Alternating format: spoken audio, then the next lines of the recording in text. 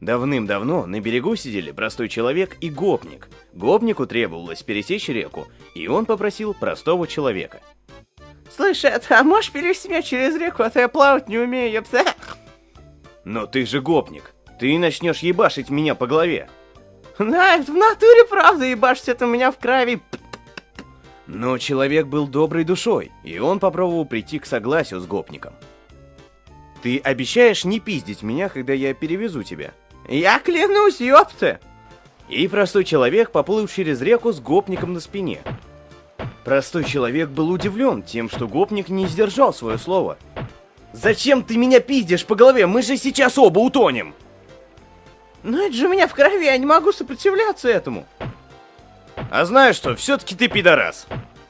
Сказал человек. Так какая же мораль этой сказки?